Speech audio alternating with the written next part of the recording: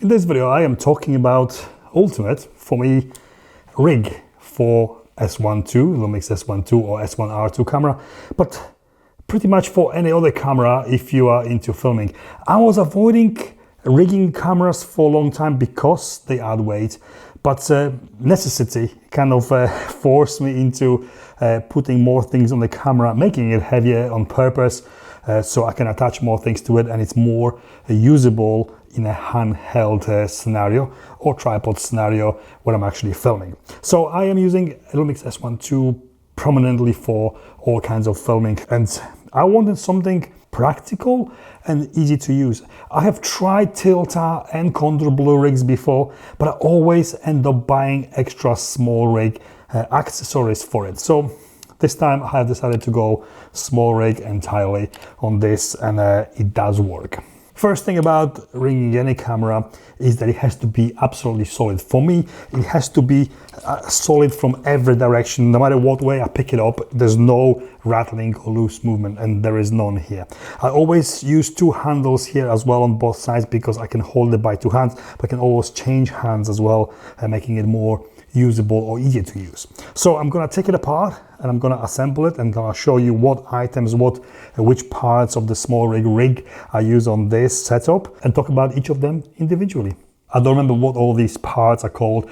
I'm gonna put names on the screen. Also, all the links to buy these are below this video. They're all affiliate links, so if you decide to purchase any of these items, it doesn't cost you anything extra, but you help the channel grow. It helped me to make more videos like this. So if you do that, thank you.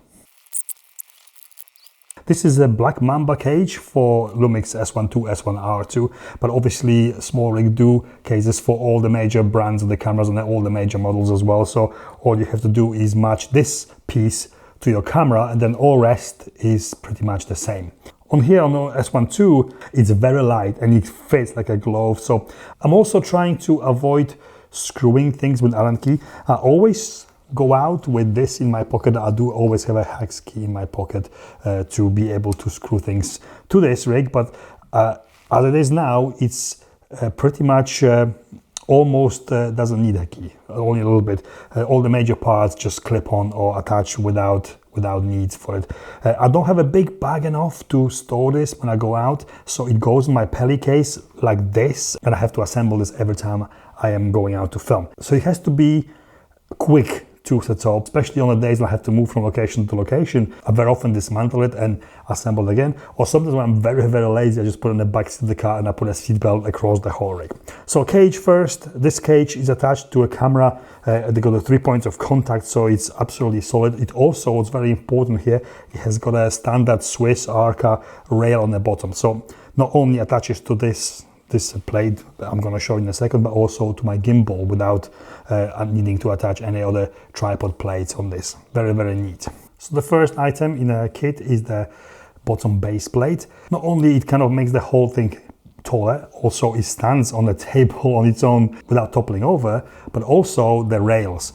I don't use very often manual lenses, but when I do, I can attach the manual focus wheel. So they kind of serve double purpose. Firstly, so the whole kit, the whole rig is taller and it doesn't tip over when you put it standing, and to attach other accessories to the rails if I need to. Onto this, it clips the bottom plate of this. This is a part of the bottom rig. So this is a plate which holds the V-mount battery. It also allows you to connect the camera and monitor to this, and you can change the battery quickly on the V-mount battery without unplugging all the cables. This is screwed to the tripod plate, which goes into base plate like this, and it locks on with a lever like this, solid. What's important here for me is the screen. I want to use still the screen. I don't want to obscure it with the V-mount battery and not have access to it. So the screen has to be on the side of the camera, manageable. Here you go. So now I align the screen to the side of the V-mount battery plate, roughly, firstly. Now this comes with this little screen holder that attaches to the side of this V-mount battery holder and locks into place. And then the screen can just flip this way at the side of the camera. Also, it's accessible to use any other way. I've had some horror stories connecting USB cable to the camera or USB to the monitor, especially at the same time, camera and monitor to the same V-mount battery. problems can happen. So I'm going the safe way. I have got a dummy battery which plugs into the battery place of the camera. Next thing I'm going to attach to this is the top handle. There's a lot to choose from. I choose this specific one for Lumix cameras because it has got a record button on top. So I'm holding the camera from the top. I don't need to fiddle with the buttons. I can start, stop recording here. This comes actually with a cable, which is a USB-C to the 3 bands control cable on the Lumix camera, but also it can be controlled by USB-C to USB control cable on Sony cameras, so quite universal on the cage. This is got a RE locating pins. The cables are too long, so I'm always tying them around the handles, so there is as little cable as possible dangling from the whole rig. On the end of this, I do have a monitor mount. I use the simple one. It doesn't swivel sideways, only swivels up and down. We're going to talk about the monitor in just a second. First, the side handles. I do have 2 here, both attachable with just the buttons, so there's no hex key needed for these very quickly. Firstly, the standard handle on this side. This is a handle which attaches directly to the cage. This is a NATO rail built into the cage. I think most, if not all, SmallRig cages got a left side NATO rail, so this actually just slides on and then locks in. Very, very simple. On the other side, I do have another handle. There is no NATO rail on this side of the cage, so this handle actually comes with a NATO rail you can attach it to. So that's screwed onto the cage with the 2 screws, and it stays there pretty much all the time unless I do photography, then I take it off to make a cage as small as possible. This only slides on simply as that and locks. This handle is very specific because this handle's got a clutch, and you can press it and turn the handle, so you can actually make it longer to support this way for longer periods of time and turn around. The only downside of this, it has got some tiny bit of wobble in there, not much, nothing to come loose. I like this handle because I can turn around and give me more support on this side if I need to. V-mount battery, you can use as big battery as you want, but these, the 99 SmallRig batteries, the smaller batteries, are pretty decent. It can't go whole day with the camera switched on, no chance. Monitor as well powered from it, but very often, like if I lunch break, I just plug my power bank to it to top it up a little bit more, but it lasts for a pretty long time anyway. This attaches obviously to this plate here in the back.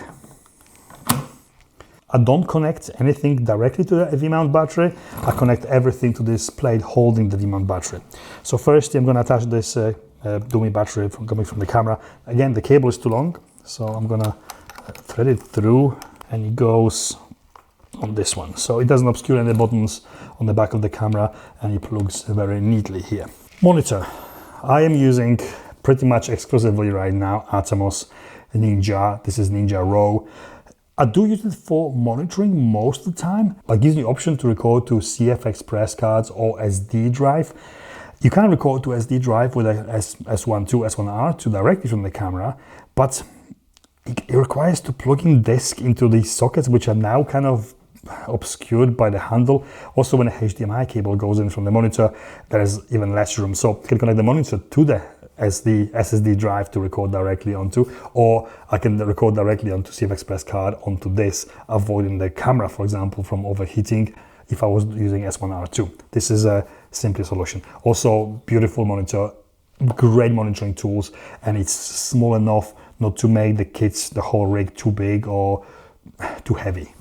So that goes on this mount here, and again, I have to use the hex key. It's only second time and last time to use hex key on anything to connect the monitor. This swivels now up and down, so depending what angle I'm filming, I can actually move it. Been using these big SmallRig batteries on the back of this. If I do that, I can't tilt the monitor quite far because the monitor is going to hit the lens. So I've opted to power this from the V-mount battery. I'm using Atomos, a dummy battery, which usually is used for mains supply. And I bought this DC to tap cable, which is way too long. So this actually goes on here, clicks on, and then I'm going to tie this cable all the way around the top handle so it's less in the way. And that plugs into the top of my plate on the D-tab. And obviously we need a HDMI cable.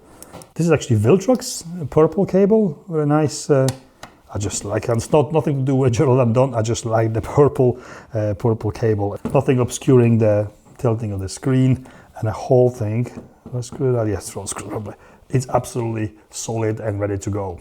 Talking about recording onto SSD drives, SmallRig actually does this mount for SSDs. I plug it onto the handle here. That allows me to mount the SSD drive onto the handle directly to the rig. The only cables coming out from the V-mount battery are those two D-tap cables, one powering the camera, one powering the monitor. Yeah, this is something I can't imagine working without right now. It's a set, kits, which makes my job a little bit easier. I know it's heavier than the camera on its own, but you can handle the camera completely different than when there's nothing on it. Carrying it, gliding like a gimbal almost shots, especially with Lumix camera and the stabilization it provides is much easier, and changing that weight from hand to hand easier overall. And this is it. And this is it from me. If you got any questions, drop them in the comments below. Thank you for watching. If you got this far, you deserve a medal. Yeah, thank you for watching. Subscribe if you're not subscribing already. Give me the like if you like this video, and I'll see you in the next one. Bye.